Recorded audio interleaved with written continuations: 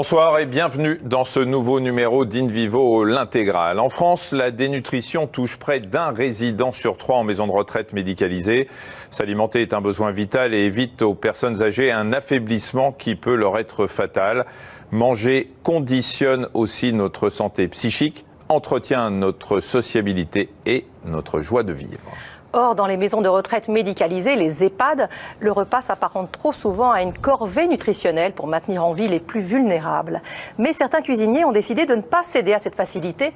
Et pour redonner l'envie et le plaisir de manger aux anciens, ils jouent sur la texture des aliments, les saveurs et les couleurs. Un défi culinaire à visée thérapeutique qui a désormais son concours gastronomique, le Silver Fourchette, présidé par le chef Thierry Marx, que nous avons suivi pour vous. Cuisiner pour les anciens, un défi gastronomique, un reportage émouvant et savoureux d'Anne-Laure Jean, Frédéric Capron et Thomas Aboudaram.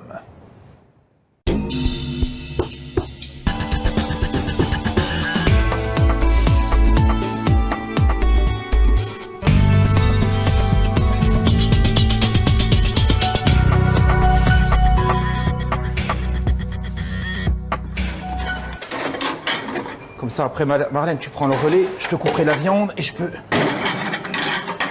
m'organiser un peu mieux pour cet après-midi. Christophe travaille dans une maison de retraite médicalisée. Plus jeune, il s'était imaginé dans les coulisses d'un grand restaurant.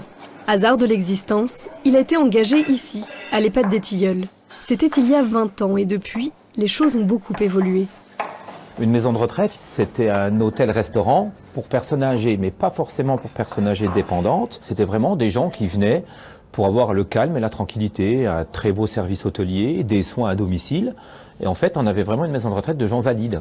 Et au fur et à mesure du temps, la maison est devenue médicalisée. On a accueilli des gens plus ou moins grabataires, les maladies d'Alzheimer, etc., etc. Et donc, au fur et à mesure du temps, on a adapté notre cuisine aux pathologies des résidents. Risque de fausse route, problèmes de déglutition ou troubles bucco-dentaires. Pour certaines personnes âgées, mâcher est tout simplement devenu impossible. Alors, pendant des années, les chefs d'EHPAD n'ont pas voulu ou pas su les alimenter correctement. Avant, on mixait les choses grossièrement ou alors malheureusement, ils avaient très souvent la même chose à manger. Ils avaient beaucoup de purée à base de légumes surgelés en galets. On mixait très souvent la même viande. Maintenant, on a des techniques pour mixer des pâtes, on a des techniques pour mixer du riz, de la semoule. Maintenant, ils peuvent remanger un couscous comme ils le mangeaient dans le temps. Au menu aujourd'hui, pas de couscous, mais un filet mignon de porc sauce Mirabelle, un moelleux de carottes au cumin et des pommes grenailles au thym. Ici, pas question de nourrir à la paille. Parce que ces résidents méritent mieux, Christophe s'est formé à une nouvelle technique, la texture modifiée. Donc le filet de porc, on l'a fait cuire d'une façon traditionnelle. Donc au départ, on l'avait en texture normale, voilà, entier. Et donc ensuite, on l'a mixé en le mélangeant pour l'avoir souple avec la sauce Mirabelle et avec un peu d'épaississant qu'on va rajouter au bain-marie afin d'avoir une texture compote. Une mousse à aérer, une autre plus ferme et une purée. Grâce à ce jeu de texture, les résidents peuvent distinguer la viande à l'œil et au goût. Bon appétit! L'avantage de la cuisine à texture modifiée, c'est qu'on n'a plus le croquant, on n'a plus le croustillant, mais on a toujours le visuel et la saveur en bouche. Mieux cuisiner pour les personnes âgées, c'est aussi mieux les respecter. Prendre en compte la nutrition, c'est déjà mieux prendre en compte tout simplement les personnes âgées. Se dire que les personnes âgées ne sont pas seulement des survivants, des malades en sursis, c'est pas seulement ça. Les personnes âgées sont d'abord tout simplement des êtres humains qui ont une vie.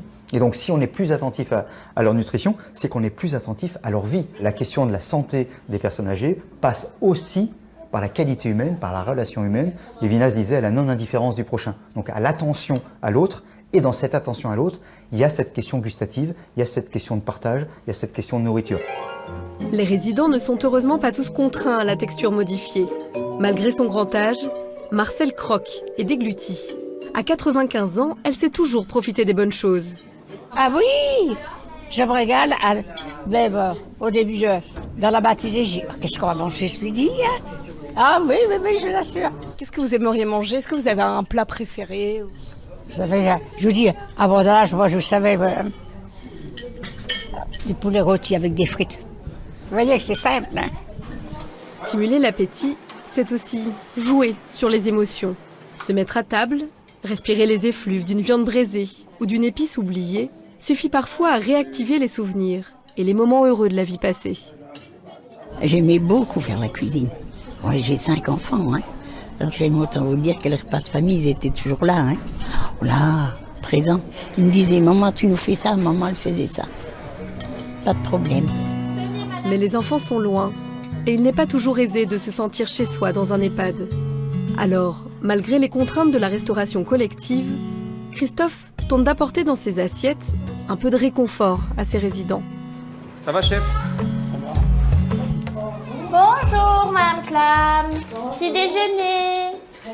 Bonjour madame. Le meilleur moment de la Elle est journée. déjà toute belle. Il est 7h30, l'heure du petit déjeuner à l'EHPAD des Tilleuls. Un rituel quotidien très attendu par les résidents, mais un moment surveillé, médicalisé même. J'ai déposé vos cachets, Madame Clam. Hein. Oui. Pas de soucis particuliers, tout va bien. Non, tout va bien. Donc on va vous laisser prendre votre petit déjeuner. Oui, oui, hein. S'il y a un souci, vous nous le dites. Bon petit déjeuner. À tout à l'heure. Pendant leur tournée matinale, Véronique l'infirmière et Laura, l'aide-soignante, restent vigilantes. Une toux inhabituelle, un moral en berne ou une perte d'appétit, chaque détail peut donner l'alerte. Celle d'un premier pas vers la dénutrition. Dénutrition qui touche un résident sur 3 en EHPAD. La dénutrition commence de façon insidieuse par souvent une perte d'appétit, une anorexie. Et donc la personne va moins manger. Mangeant moins, elle va avoir une perte de poids et donc de sa masse musculaire. Perdant ses muscles, elle est exposée à un risque de chute supérieur. Et qui dit chute, dit risque de plaies ou de lésions osseuses. Ces dernières peuvent clouer au lit et aggraver l'état de santé de la personne âgée. On va avoir des complications infectieuses, on va avoir une perte après de l'envie de manger, on va avoir une faiblesse, une fatigue, un risque de grabbatisation supplémentaire, après des escarres, après, voilà, pouvant aboutir au décès de la personne âgée, quoi. Se nourrir est un besoin vital. Un patient qui perd l'appétit, c'est souvent un patient qui n'a plus le goût de vivre. Les soignants le savent bien. Depuis plusieurs jours à l'EHPAD des Tilleuls, une résidente refuse de s'alimenter. Véronique est infirmière, elle lui rend visite chaque matin, non sans inquiétude. Comment ça va? Bah nous ça va, vous savez. Ça va toujours, hein? On va essayer de prendre un petit peu de yaourt, vous voulez? Non. Oh, une cuillère. Faut manger quand même un petit peu. Comment on va prendre des forces? Et comment on va se lever après? Un tout petit peu. Pas un peu. Oh, mais vous êtes une coquine. Hein. Un petit peu d'eau peut-être. On va essayer un petit peu. Il faut. Non. Si. Voilà. Merci. Mais je vous en prie, mais ça serait bien de grignoter. Un petit peu. Non, tout bien, merci. L'infirmière a déjà été confrontée à cette situation, appelée syndrome de glissement. Le syndrome de glissement, c'est une personne qui va complètement décrocher en fait. Elle va se laisser complètement aller, à dire je ne mange plus. Et je pense que la façon de ne plus s'alimenter, ça va être la meilleure façon qu'elle puisse exprimer le fait de vouloir partir peut-être. Bon, on essaiera tout à l'heure. Allez. À tout à l'heure. Au revoir. Au revoir. Vous voyez, elle dit non catégorique. Donc après, on ne peut pas, même en essayant de monnayer et puis de trouver des alternatives, mais elle a dit non, c'est non. Donc on ne peut pas forcer. Déjà, quelques cuillères d'eau, je trouve que c'est formidable d'avoir réussi à lui donner. Mais elle ne veut pas, donc comment on fait? Voilà, on est un petit peu démunis par rapport à un genre de situation.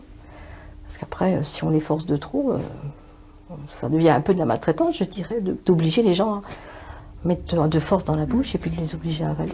Puis vous avez vu, elle est relativement claire dans sa tête, donc ce qu'elle me dit, il faut quand même que j'en tienne compte. Pour éviter la déprime, Christophe réunit régulièrement ses résidentes autour d'une table. Pas pour manger, mais pour éplucher, couper, préparer. Une autre façon de partager autour de la nourriture. C'est sa manière à lui d'égayer leur journée et d'entretenir leur complicité. On va cuire des petites fèves pour les mamies, comme ça elles vont pouvoir les éplucher. Et ça servira pour demain. Bonjour les mamies, comment ça va? Oh, vous avez mis le tablier du dimanche, j'avais pas vu. Vous savez avec qui vous parlez? Oui, une star, je sais, on me l'a dit.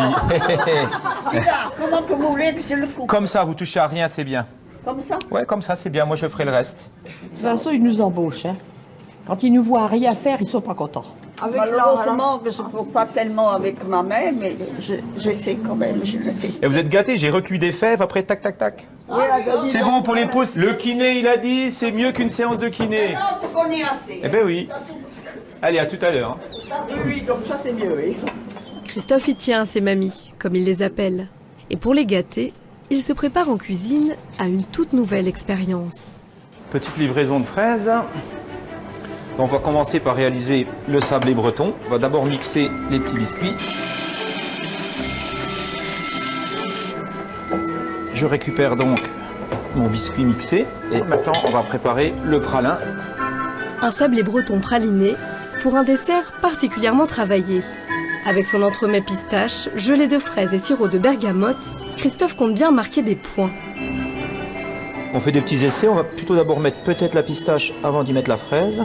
Le but du jeu est toujours le même, c'est de s'entraîner. Il fignole les derniers détails de sa recette, pensée spécialement pour Silver Fourchette. Un concours national de gastronomie pour le grand âge, entièrement dédié à la texture modifiée. Voilà. C'est vrai que le Silver Fourchette, c'est vraiment une remise en question. Parce qu'après, on est ancré dans nos habitudes, même si on fait tous les jours notre travail d'une façon rigoureuse, avec plaisir, il est bien des fois d'essayer de se dépasser un petit peu et de montrer un peu à nos collègues, à nos résidents ou à la famille qu'en fait, on est un peu mieux que ce qu'on est d'habitude, quoi. Et donc cette année, on a mis les mains dedans et puis au fur et à mesure des épreuves, on se prend au jeu et puis on va dire que maintenant, on est très, très motivé et très envie d'aller au bout, quoi. Christophe est près du but. Plus de 140 chefs d'EHPAD ont été éliminés lors des épreuves locales et régionales. Lui fait partie des 6 derniers candidats en compétition. La semaine prochaine, il disputera la finale autour d'assiettes déclinées en texture classique et modifiée. Donc maintenant, on va commencer à faire la même chose mais en texture modifiée. Donc le bavarois pistache, on peut le garder tel quel, on a la texture. La gelée de fraise à la bergamote, on peut la garder telle quelle, on a la texture. On va simplement travailler la fraise, on va la mixer pour garder vraiment quelque chose de pur fruit et on va l'épaissir avec un épaississant alimentaire. À l'exception de ce dernier ingrédient, la préparation des 2 desserts est identique. Seules les textures changent. On n'a rien ajouté, ni gélatine animale, ni sucre, ni colorant, rien. Vous voyez, ça nous permet de recréer des petites fraises. Et on a vraiment un fruit, on a totalement la couleur, on a encore les petits points de fraise qui fait vraiment un fruit naturel. On n'a rien ajouté, ni sucre, ni colorant, ni rien du tout. Après les fraises, le chef s'attaque au sablé breton. Pour le rendre moins granuleux, il ajoute un peu de lait et quelques cuillères d'épaississant. Les résidents les plus fragiles pourront donc savourer un biscuit sans même avoir à le croquer. Voilà, donc on obtient un biscuit en pâte qui se consomme à la petite cuillère. Et en fait, vous voyez, c'est le même principe, hein. On reste sur un biscuit, mais simplement en texture modifiée. Christophe est prêt pour la finale. L'exercice lui aura aussi permis de perfectionner son dessert. L'un des plus appétissants qu'il ait servi à ses résidents. En fait, ça fait plaisir à tout le monde, même ceux qui ne peuvent plus. C'est vrai qu'il y a quelques années, ils regardaient une pomme en disant « Tiens, qu'est-ce que ça doit être bien de manger une pomme ?» Aujourd'hui, ils peuvent. C'est vrai que c'est un petit progrès. C'est beaucoup de travail, mais ça vaut le coup parce que la personne âgée est contente. C'est une bonne chose. Le concours Silver Fourchette est une première pour lui, mais pas pour Eric, chef cuisinier dans un EHPAD voisin. L'année dernière, c'était lui l'heureux finaliste. Et avec l'aide de Xavier, son second, il continue de se perfectionner. Quand on commence avec un produit, on se dit pourquoi pas celui-ci, pourquoi pas ça. Et puis du coup, on vient à faire du manger-main avec des salades qui sont gélifiées. On peut gélifier un crémant, un champagne, c'est faisable, hein. En gardant le pétillant, on arrive à obtenir un résultat satisfaisant. Ça tient dans la main, ça fond rapidement en bouche et ça pose pas de problème de sécurité par rapport à la déglutition. Le manger-main, Eric l'a imaginé spécialement pour ses résidents. Ici, tous sont atteints de maladies neurodégénératives type Alzheimer, à un stade très avancé. Manger avec ses doigts son pavé de saumon, son riz au curry et sa sauce hollandaise est une manière ludique de partager un repas sans craindre les mauvais tours d'une main trop raide ou trop tremblante. Bonjour Monsieur Turani. Regardez, vous pouvez prendre là à manger. Oui, vous mettez dans la sauce. Là, vous pouvez le manger. Voilà. C'est bon, hein? C'est du saumon. Monsieur, par exemple, a oublié comment on fait pour se servir des couverts. Dans notre jargon, ça s'appelle un trouble de la praxie. Se souvenir qu'il faut prendre la fourchette dans la main, piquer l'aliment, la porter jusqu'à la bouche, c'est compliqué au niveau cérébral. Mais par contre, le fait de se servir uniquement de sa main, ça, il sait faire. Et donc, s'il n'y avait pas le manger-main, on devrait lui donner à manger, nous, à la cuillère. Mais Monsieur Fiorani se nourrit seul, en toute autonomie. Autrement dit, grâce à ses cuisiniers, il reste digne. Comme tout le monde, on aime bien faire les choses encore tout seul. On le voit aussi même au moment de la toilette. Ils ont envie de continuer à le faire eux-mêmes. Ils ne se rendent pas compte non plus qu'ils sont plus capables. Donc le fait de manger avec les mains, ça les rend encore capables de manger. Donc c'est important de garder ça le plus longtemps possible, même si on sait inévitablement que ça ne va pas en s'améliorant. Vous voulez boire encore quelque chose? De l'eau, ouais, je vais vous chercher ça. Comme ils se souviennent plus forcément du passé et qu'ils n'envisagent pas l'avenir, en fait, il reste le présent.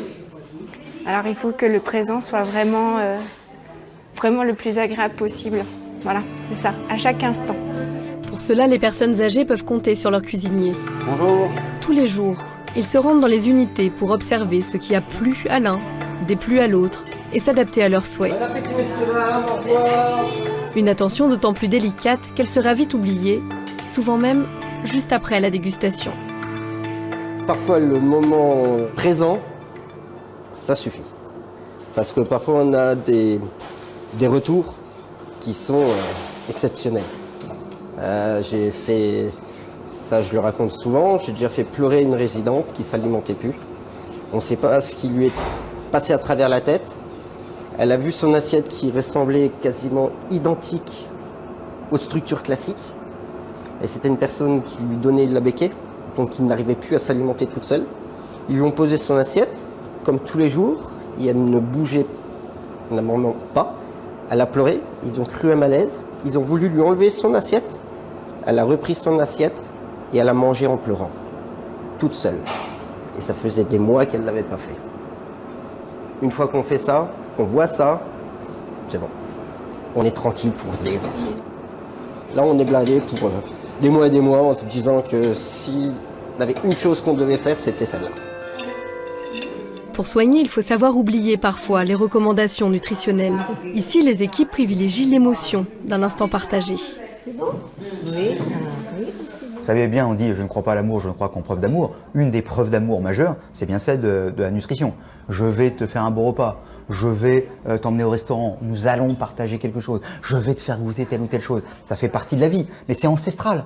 Ne pas donner de l'importance à la nourriture, à ce moment, encore une fois, de partage, c'est, je ne sais pas si c'est de la maltraitance, en tout cas c'est de l'indifférence, ou c'est de la non-attention à l'autre. Le partage du repas, sa préparation, est donc aussi un bel outil thérapeutique. C'est l'outil choisi par l'atelier Mémoire et Fragilité de la Fondation Sainte-Marie à Paris. Pour les personnes souffrant de la maladie d'Alzheimer, cuisiner fait partie de la thérapie.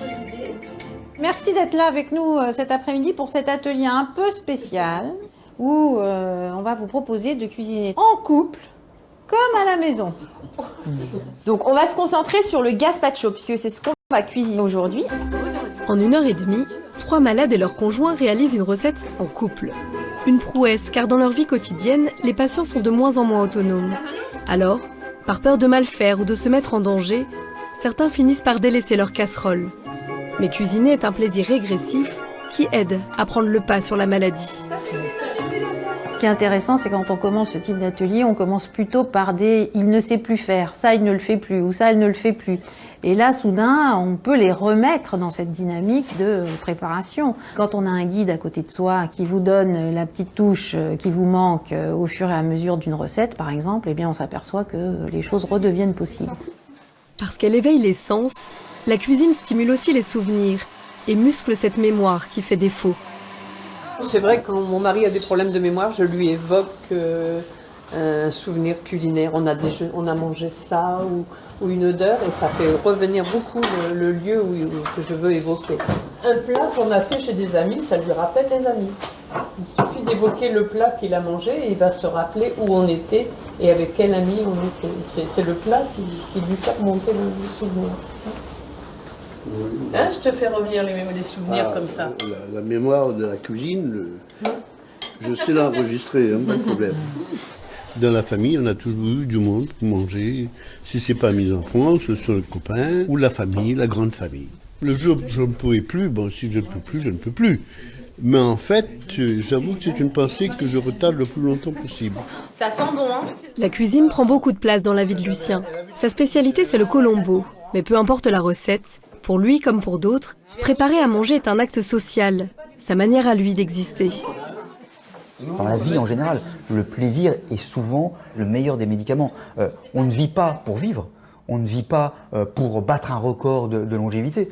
On vit d'abord parce qu'on a plaisir à vivre, parce qu'on a des curiosités, parce qu'on a des projets, parce qu'on a des désirs. Et donc le plaisir reste le meilleur des ingrédients médicinaux, le meilleur des médicaments. Santé. Santé. 6 cuisines mobiles, un panier de légumes et le tic-tac du chronomètre dans tous les esprits. Cet après-midi à Paris, la gaieté lyrique a de faux airs de plateau télé. Mais le concours Silver Fourchette a beau être parrainé par le célèbre chef étoilé Thierry Marx, les projecteurs sont aujourd'hui braqués sur des cuisiniers peu habitués aux honneurs.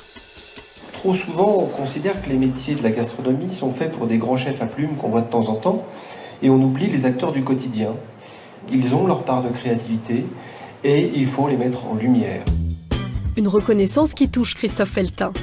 Aujourd'hui, il a 3 heures et quelques figures imposées pour réaliser un vrai menu gastronomique, revisité en texture modifiée.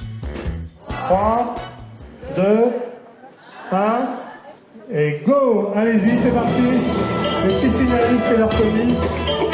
La grande finale de Silver Fourchette est lancée. Les petits pois et après les fèves. Épluches et tous les légumes dans ce bac-là. Ok? C'est parti. Une finale en grande pompe, pensée sur le modèle des concours de cuisine télévisés. Pourquoi ce modèle? Parce que si on parle gastronomie, si on parle convivialité, si on parle plaisir de la bouche, eh bien c'est glamour. Si je vous parle dénutrition, si je vous parle problème de déglutition, problème bucco-dentaire, c'est le côté très glauque des choses, c'est le côté vieillissement et on n'a pas forcément envie de communiquer là-dessus. Et là, je trouve que du coup, ça valorise les équipes, les cuisiniers dans les EHPAD, ça crée une émulation et l'envie en tous les cas de se dépasser. Attention chaud. Et c'est bien l'objectif de Christophe. On va réaliser un petit filet de volaille braisé. Une petite jetée de légumes du moment, finie par une petite purée de betterave rouge. Les premières 45 minutes, c'est tout ce qui est légumes, épluchage, taillage, mise en place des cuissons que je fais au fur et à mesure. Et là, dans un petit quart d'heure, je rattaquerai sur les textures modifiées. Les couteaux chantent, les jus frémissent, les légumes dorent et les mixeurs chauffent, sous l'œil inquisiteur du jury. Vous mettez la crème avant les dents ? Je les liquéfie pour voir ce que ça donne et après je vois comment il faut que je colle. Et vous mettez ça comme ça au pic? On a un peu l'œil habituellement. Ouais.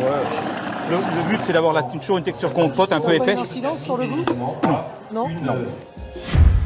Réaliser un repas gastronomique en EHPAD, c'est possible. La texture modifiée s'inspire d'ailleurs de la cuisine moléculaire. Thierry Martin, second de Thierry Marx, connaît bien cette technique qu'il utilise tous les jours dans son restaurant étoilé. Nous, au quotidien, à notre restaurant, on travaille pour donner de l'émotion aux clients. L'émotion aux clients tout en jouant sur les jeux de texture et de température. Et c'est exactement ce qu'ils vont faire là aujourd'hui. Dans un produit mixé, vous pouvez retrouver un excellent goût d'une très très bonne carotte, un tout petit twist d'épices et puis une petite pointe d'agrumes qui fait que ça donne du relief à tout ça, même si c'est un produit qui a été liquéfié et en une texture un petit peu différente. Mais il n'y a pas de limite à l'innovation, il n'y a pas de limite à la texture modifiée. Encore faut-il créer autour de ces textures modifiées un univers. Et après 3 heures de travail... 3, 2, 1, go! Terminé! C'est fini! Ne reste plus qu'à déguster. Parmi le jury, un chef cuisinier, un médecin, des représentants de l'industrie agroalimentaire et Madame Roussel, une résidente habituée des réfectoires. Présentation, c'était joli? Oui. Alors la moyenne c'est 2, 3 ou 4. Excellent, j'enlève la 7. Dépêche-toi maman, tu vas plus te rappeler après. Bon, alors on lui met 3, on l'encourage. Et pour les novices de la texture modifiée, manger à la place d'une personne âgée peut réserver bien des surprises. À chaque fois, on trouve que les plats en texture modifiée, alors soit ont été plus travaillés, mais en tout cas sont très très réussis et procurent des sensations et un plaisir qui va au-delà du plat en texture traditionnelle. Donc pour l'instant, l'exercice semble tout à fait réussi. S'il y avait ça partout, ça serait très bien. Malheureusement, il n'y a pas ça dans tous les EHPAD et tous les maisons de personnes âgées, malheureusement. Pascal Boitard, secrétaire d'État chargé des personnes âgées, est l'invité d'honneur de cette finale. L'occasion pour les organisateurs du concours de mener quelques actions de lobbying. Aujourd'hui, la dénutrition, c'est 2 millions de personnes en France. Donc c'est vraiment un enjeu de santé publique. Il faut repenser, travailler autrement, se réunir, discuter, c'est ça aussi, hein, l'idée de Silver Fourchette, c'est de travailler tous ensemble. Voilà, à nous effectivement de continuer à susciter l'intérêt et de travailler dans les années à venir pour militer pour l'alimentation des personnes âgées. Mais la problématique du grand âge est loin d'être maîtrisée. Malgré le vieillissement de la population, l'alimentation de nos aînés est le parent pauvre des politiques de santé. On n'a pas suffisamment investi sur ces sujets-là, on n'a pas suffisamment aussi investi non seulement économiquement, mais aussi culturellement. On n'a pas investi culturellement au sens de dire, mais ces personnes, même si elles ont un âge avancé, même si elles sont en grande fragilité, sont aussi des personnes qui contribuent à la société dans sa globalité. Ne serait-ce que par leur témoignage du monde d'avant, mais aussi par leur témoignage de comment on fait face à des fragilités. Et leur témoignage de dire, on a le droit, on a une histoire, on a un avenir, y compris à des âges avancés, y compris dans des situations délicates. Respecter les goûts et les envies des anciens passerait donc par l'assiette. Une responsabilité valorisante pour les chefs cuisiniers en maison de retraite. Alors, quand vient l'heure du podium, l'enjeu est de taille. Belle surprise pour nous, l'heureux gagnant, c'est Christophe. Je te félicite vraiment pour ton travail, je félicite l'ensemble des acteurs qui étaient là aujourd'hui, de ces candidats, et puis bravo.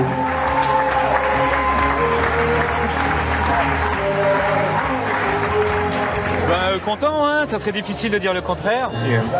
Une fin heureuse, alors c'est bien. Vous avez envie de faire passer quoi comme message? Que les jeunes d'aujourd'hui n'hésitent pas, même à travailler en maison de retraite, même de bonne heure. On y fait encore de belles choses, on peut y travailler des produits frais, on peut bien y travailler avec beaucoup de respect, autant pour les résidents que pour les produits qu'on travaille. Donc n'hésitez pas, allez-y. Le jour suivant, Christophe retournera à ses fourneaux. Les strass et les paillettes lui ont donné du baume au cœur, mais ses résidents l'attendent. Il a déjà 2-3 idées de recettes à leur mitonner.